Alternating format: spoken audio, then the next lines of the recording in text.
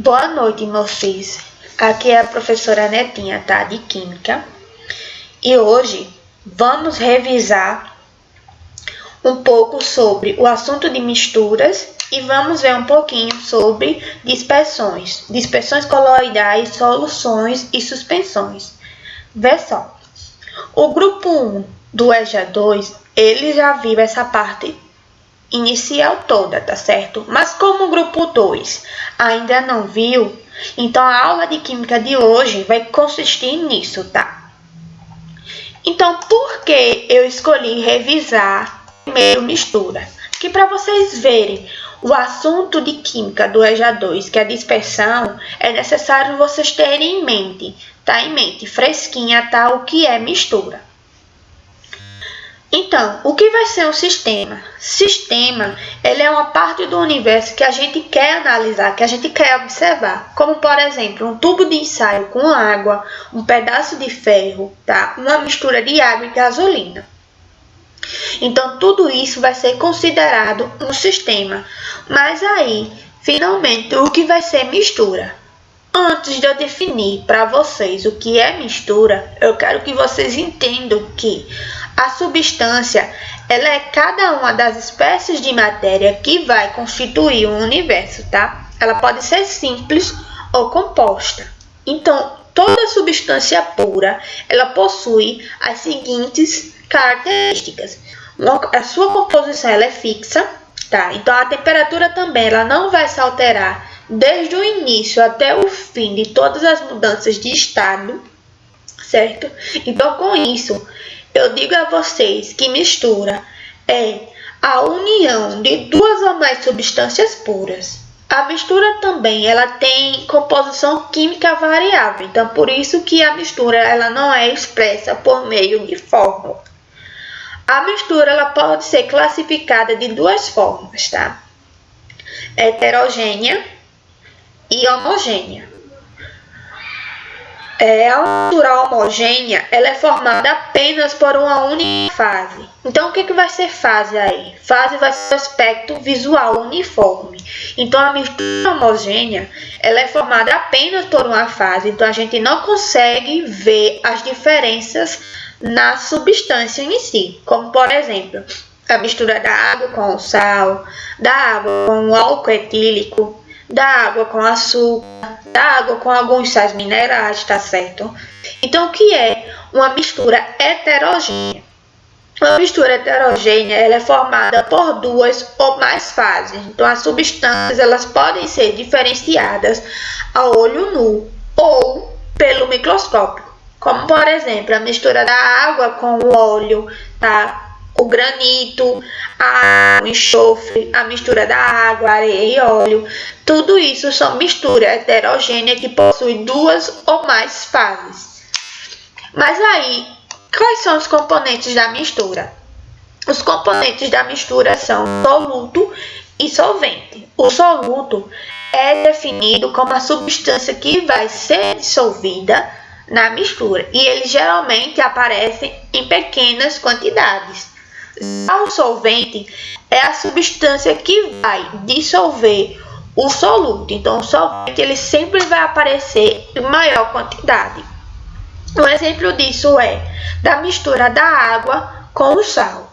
A água vai ser o solvente, tá? E o sal vai ser o soluto, certo? Então, com isso, vamos dar início agora ao assunto de dispersões. Vê só, toda mistura ela é chamada, tá, de dispersão. Então, a definição de dispersão é a união de duas ou mais substâncias, tá certo?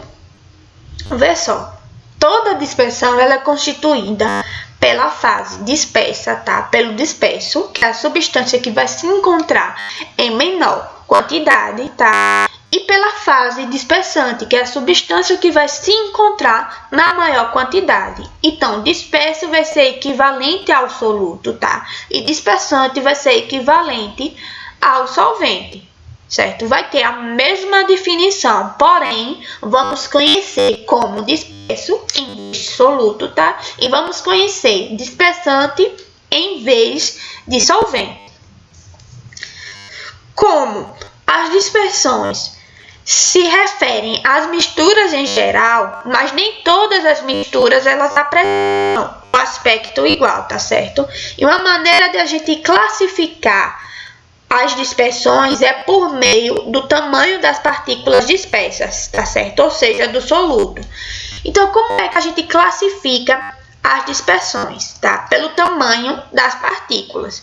E existem 3 tipos de dispersões, que são solução, que chamamos de soluções verdadeiras, tá? Dispersão coloidal ou coloides, e suspensões, tá? Soluções verdadeiras, elas são consideradas sistemas homogêneos de 2 ou mais substâncias. O tamanho da partícula de uma solução verdadeira é menor que 1 nanômetro. Em termos de unidade de medidas que conhecemos, chega a ser de 1 vezes 10 a menos 9. Então, com isso, a gente sabe que essas partículas das soluções verdadeiras, elas não são visíveis a olho nu e nem através de microscópios eletrônicos, certo? Nas dispersões coloidais, o tamanho das partículas chega de 1 nanômetro a 1000 nanômetros, tá certo? Essas partículas também não são visíveis a olho nu, tá? E são apenas observáveis, ou seja, são apenas visíveis com o microscópio óptico ou eletrônico, tá certo? Como ela também pode se sedimentar através da ultracentrifugação ou da floculação, tá certo? Já nas suspensões, as partículas possuem tamanho superior a 1000 nanômetros. Então, essas partículas são visíveis a olho nu, tá? Se sedimentam por ação da gravidade e, além de ser observável, além de ser visível a olho nu, a gente também consegue observá-la com o microscópio óptico. Um exemplo de uma dispersão do tipo de suspensões é a mistura da água com barro, tá? Após a gente fazer essa mistura, deixar um tempo, tá? A gente vai começar a ver o barro a se sedimentar. Então, com isso, a gente já vê o tamanho das partículas, tá certo? Então, pessoal, com isso, a aula de Química acaba por hoje, tá? Então, na próxima aula, a gente vai estudar um pouco sobre a dispersão coloidal ou coloides, tá? A gente vai ver cada um dos tipos de dispersões, mas a primeira que a gente vai ver é a dispersão coloidal, tá certo? Então, um beijo e até a próxima!